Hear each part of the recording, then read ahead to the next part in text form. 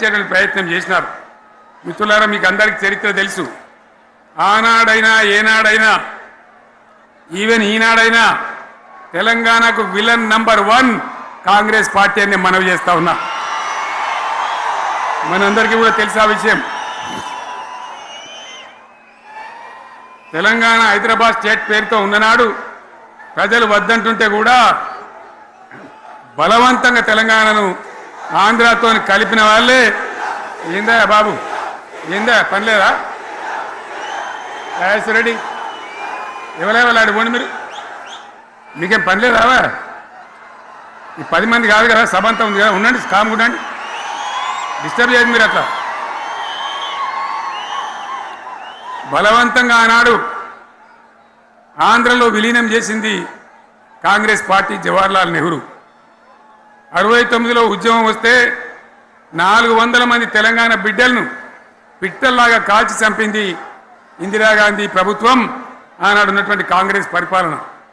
మళ్ళీ 2001 నుంచి మనం విజృంభిస్తే నంగనాచిలాగా ఇదే కాంగ్రెస్ వచ్చి మన బలాన్ని, మన ఊపును చూసి పొత్తు పెట్టుకొని తెలంగాణ ఇస్తామని నమ్మబలికి మనతో పొత్తు పెట్టుకున్నది కూడా మీరు చూసినారు. మళ్ళా ఎగ్గొట్టే ప్రయత్నం చేసినారు. 14 ఏళ్ళు ఏడిపించినారు. అది మీ అందరికి తెలుసు. వాళ్ళు ఎట్టెట్లా చేస్తూ ఉంటే వాళ్ళ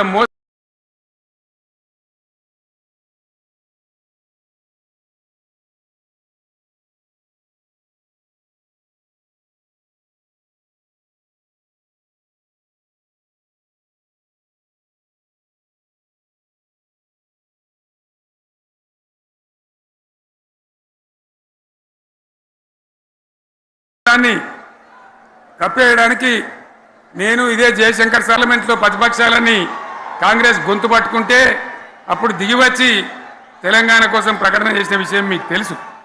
మళ్ళీ ప్రకటన వెనక్కి తీసుకొని మళ్ళా వెనుకకు పోయినారు. ఆ తర్వాత సకల జనుల సమ్మె కావచ్చు, సాగర హారాలు కావచ్చు, వంట వార్పులు కావచ్చు, అనేక రూపాలలో విజృంభించి మళ్ళీ భయంకరమైన పోరాటం చేసినాం.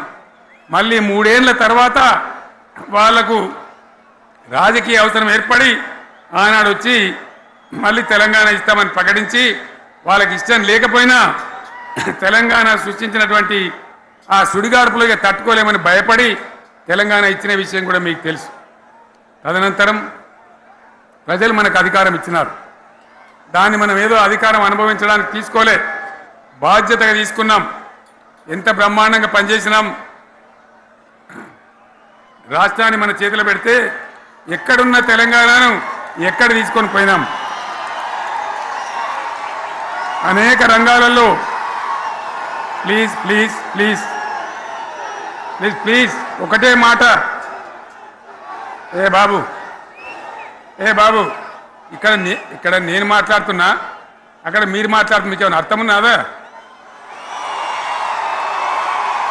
ఏది అర్థం కావాలి ప్రజలకు? ఏం పని లేదావా? ఇదేం పద్ధతి? మీరు పార్టీ కార్యకర్తలేనా? సైలెన్స్ ఉండండి. అంతమంది నన్ను లక్షల మందిలో మీరు 10 మంది ఏందా ఇక్కడ? 10 నిమిషాలు సైలెంట్గా ఉండలేరా? చివరిలో బాగా చెప్తాం, స్లోగా అద్భుతంగా దుంకుదాం, స్టేజ్ ఎత్తు దుంకుదాం.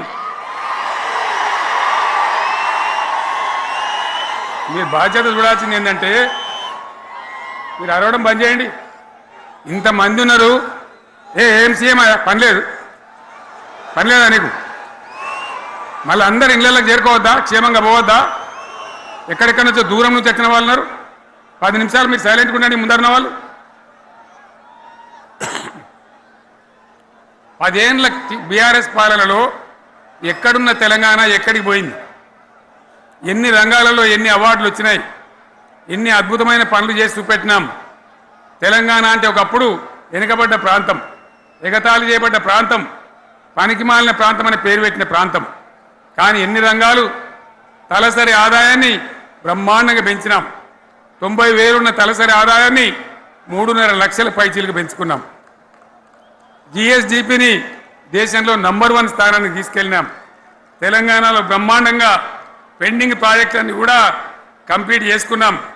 కల్వకుర్తి కావచ్చు, నెట్టెంపాడు కావచ్చు, భీమా కావచ్చు, ఎల్లంపల్లి కావచ్చు, మిడిమానేరు కావచ్చు, అక్కడ మేఘాల మీద పనిచేసి దాన్ని అంతా కూడా కంప్లీట్ చేసి ఒక పాలమూరు జిల్లాలోనే 10 లక్షల ఎకరాలకు సాగునీళ్ళు ఇచ్చుకున్నాం. బ్రహ్మాండమైనటువంటి ఇరిగేషన్ ప్రాజెక్టు కంప్లీట్ చేసుకున్నాం. 3.5 లక్షల టన్నుల వడ్లు పండించే స్థాయికి తెలంగాణను తీసుకొని పోయినాం. వరంగల్ గడ్డ కోసం, ఇదే జిల్లా కోసం పెండింగ్లో ఉన్న దేవాదుల ప్రాజెక్టును కంప్లీట్ చేసి ఈ గడ్డకు నీళ్లు తెచ్చుకున్నాం. 3 ఏళ్లలో కాళేశ్వరం ప్రాజెక్టు కట్టుకున్నాం. వాగుల మీద, వంకల మీద చెక్ డ్యాములు కట్టుకున్నాం. మిషన్ కాకతీయ పేరు మీద చెరువులన్నిటి పూడికలు తీసుకున్నాం. ఒక అద్భుతమైన తెలంగాణను తయారు చేసుకున్నాం. పడావు భూములన్నీ పంట పొలాలుగా మార్చుకున్నాం. ఆనాడు బీఆర్ఎస్ పాలనలో చెరువుల నిండా జలరాశులు, రైతుల కళ్ళాల నిండా ధాన్య రాశులతోని బ్రహ్మాండంగా తెలంగాణ అద్భుతంగా పురోగమించిన విషయం మీకు తెలుసు. పంజాబ్ను తలదన్నే పంటలు పండించిన విషయం కూడా మీ అందరికీ తెలుసు అని నేను మనవి చేస్తా ఉన్నా. రైతు కష్టమేందో నాకు తెలుసు. నేను స్వయంగా రైతును కాబట్టి రైతాంగాన్ని కడుపులో పెట్టి చూసుకున్నాం. మీ అందరికి ఒక మాట చెప్తా ఉన్నా. ఈ దేశంలో షేర్షా సూరి అని ఒక రాజు ఉండే. ఆయన కాలంలోనే రెవెన్యూ సంస్కరణలు తెచ్చినారు. నేను చెప్పే మాట మంచి వినాలి మీరు. చరిత్ర పొడుగుతో చూస్తే షేర్షా సూరి నుంచి స్వతంత్ర భారతం వచ్చిన తర్వాత ప్రజాస్వామ్య ప్రభుత్వాలు కూడా రైతుల దగ్గర రకరకాల శిస్తులు వసూలు చేసినారు. రైతుల దగ్గర డబ్బులు వసూలు చేసినారు. తహసీల్ రకాలు వసూలు చేసినారు. నీటి తీరువాలు వసూలు చేసినారు. కానీ రైతును చూడాలని వాడు అందుకోలే. భారతదేశంలోనే ఎక్కడ కూడా లేని స్కీమ్. నన్ను వాళ్ళు అడగలే, ఎలక్షన్లలో చెప్పలే. నాకు నేనుగా ఆలోచించి, ప్రభుత్వమే ఆలోచించి రైతు బంధు పథకాన్ని తెచ్చినాం. చాలా బ్రహ్మాండంగా రైతు బంధు పథకాన్ని అమలు చేసినాం. రైతాంగానికి ఎటువంటి కరెంట్ ఇచ్చినాం, ఎంత అద్భుతమైన కరెంట్ ఇచ్చినాం. ఆంధ్ర వలసవాద ముఖ్యమంత్రులు ఏం మాటలు మాట్లాడినారు. తెలంగాణ వస్తే కారు చీకట్లు అవుతాయి, మీకు కరెంటే రాదు, మీకు పంటలు పండియే రాదని చెప్తే వాళ్ళ నోర్లు మూయించేలాగా ఉత్తమమైనటువంటి ట్రాన్స్ఫార్మర్ కావాలన్నటువంటి, మోటార్లు కావాలన్నటువంటి నాణ్యమైన కరెంటును 24 గంటలు సప్లై చేసినాం. రైతు ఇంట్లో కూర్చుంటే పొలాల కాడ బోర్లు దుంకినాయి. మీరందరూ కళ్ళారా చూసినారు. నాకంటే ఆ విషయం మీకే ఎక్కువ తెలుసు.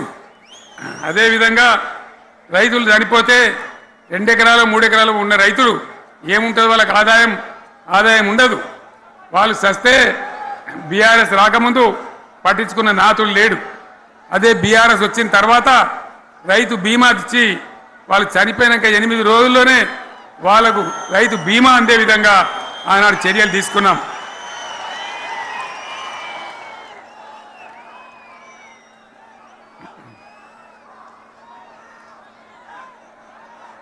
పైసలు ఎంత మంచిగా వచ్చేది, రైతు బంధు డబ్బులు ఏ విధంగా వచ్చేది. శనుకులు పడుతుంటే